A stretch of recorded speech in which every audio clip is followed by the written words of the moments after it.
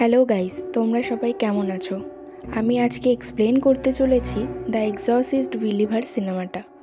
এটি 1973 সালে the exorcist নামের একটা হরর মুভি রিলিজ হয়েছিল। তারই একটা পার্ট হলো এই সিনেমাটা। তো চলো দেরি না করে টপিকে চলে যাই।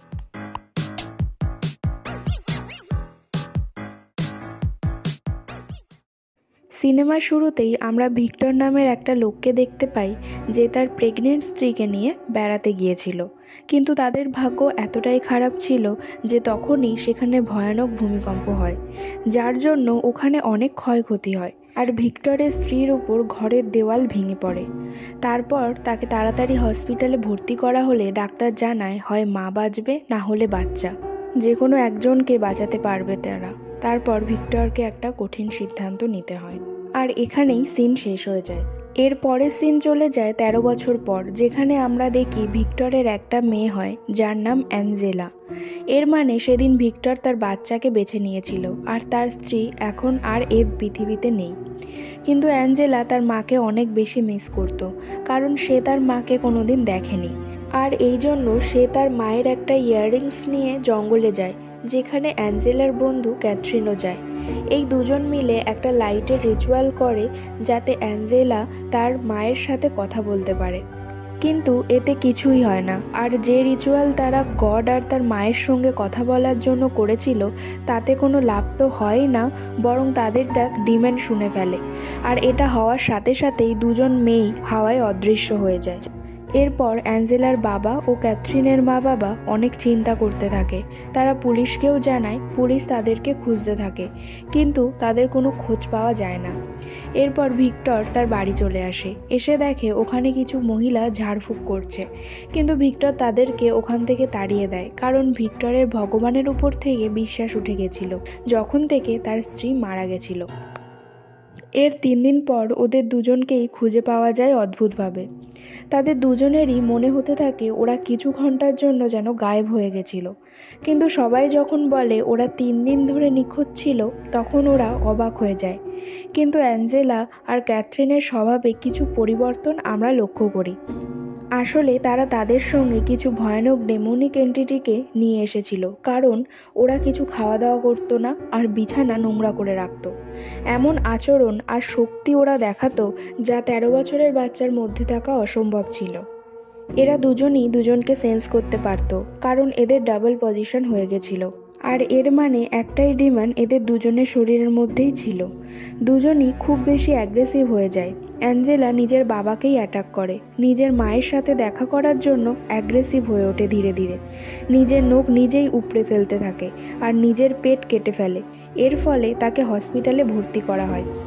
অন্যদিকে ক্যাথরিনেরও একই হাল।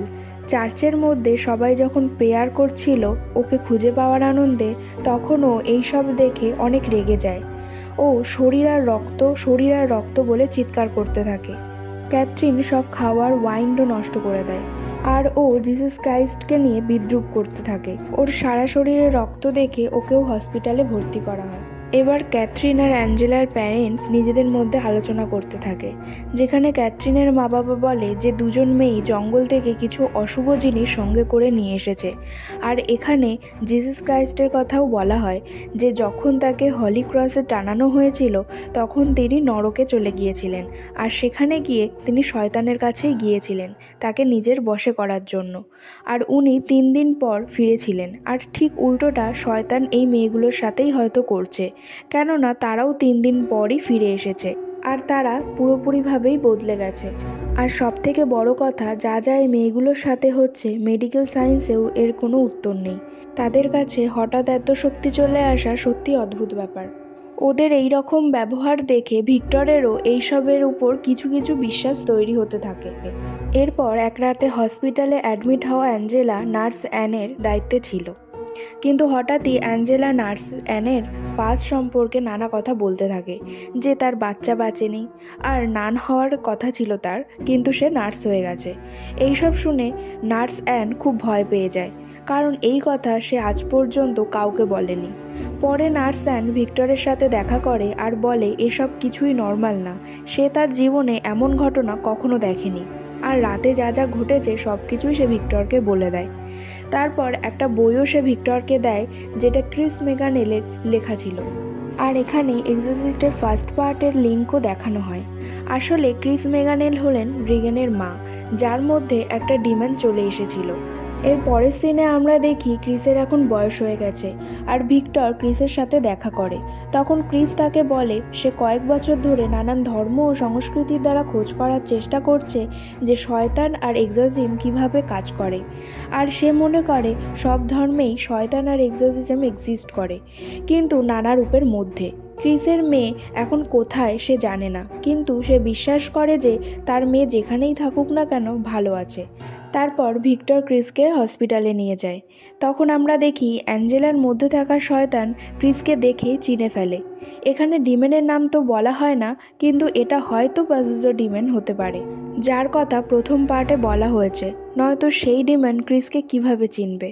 যাই হোক, তারপর ক্রিস ক্যাথরিনের সম্পর্কে জানতে চাইলে ডিমেন বলে সে বাড়িতে আছে।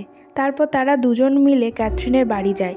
সেখানে গিয়ে তারা দেখে সারা বাড়ি যেন কেউ ভাঙচুর করেছে, কিন্তু ভাগ্যক্রমে ডিমেন কাউর ক্ষতি করেনি, কাউকে মারেনি।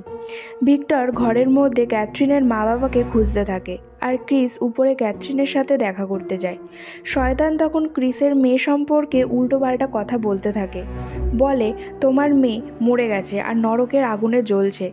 এরপর ক্যাথরিনের মধ্যে থাকা শয়তান একটা হলি ক্রস দিয়ে ক্রিসের দুটো চোখই নষ্ট করে দেয়, যেটা এখনও পর্যন্ত সবথেকে ভয়ানক সিন ছিল। এরপর ভিক্টর এসে ক্রিসকে ওখান থেকে নিয়ে হসপিটালে ভর্তি করে। সেখানে ভিক্টর তার কাছে ক্ষমা চায়। ক্রিসের মনে হতো তার মেয়ে বেঁচে আছে আর শয়তান তাকে কমজোর করতে চেয়েছিল, তাই এমন হয়েছে। তখন ক্রিস ভিক্টরকে বলে তুমি যেন কমজোর হও না, এই শয়তানকে কাবু করতে সব চার্চকে একসাথে হতে হবে, নানা ধর্মের ও সংস্কৃতিকে এক হতে হবে, তখনই ডিমনকে হারাতে পারবে তোমরা। এবার এখানে অনেক বড় এক্সরসিজম করার প্রচেষ্টা চলছিল। এখানে ভিক্টর একজন ভেগান প্রিস্টকে সঙ্গে করে নিয়ে আসে, যাকে সে তাড়িয়ে দিয়েছিল। আর ছিল নার্স অ্যান, ক্যাথরিনের মা বাবা, আর তাদের লোকাল চার্চের একজন প্রিস্ট। কিন্তু চার্চের বাকি কেউ এই কাজে ইনভলভ হতে চায়নি, কারণ তারা মনে করত দুই মেয়েরই সাইকিয়াট্রিস্টের প্রয়োজন। এবার দুইজন মেয়েকে বেঁধে বাইবেল পড়া শুরু হয়, কিন্তু কিছুই হয় না। সব ধর্মের সমস্ত কিছুই করা হয়, কিন্তু ডিমন অনেক শক্তিশালী, তাই তাদের কিছুই হয় না। আর তাছাড়া এদের মনের মধ্যে অনেক ফেথের অভাব ছিল, তাই পাজুজো এদেরকে মক করতে থাকে। তারপর হঠাৎ ফাদার মেডক্স এসে এক্সরসিজম শুরু করে, আর পাজুজো কমজোর হওয়ার নাটক করে। কিন্তু আমরা জানি পাজুজো অনেক শক্তিশালী, আর তখনই ওর টেলিকমিউনিক শক্তির সাহায্যে ফাদারকে মেরে ফেলে। এই দেখে সবাই ভয় পেয়ে যায়।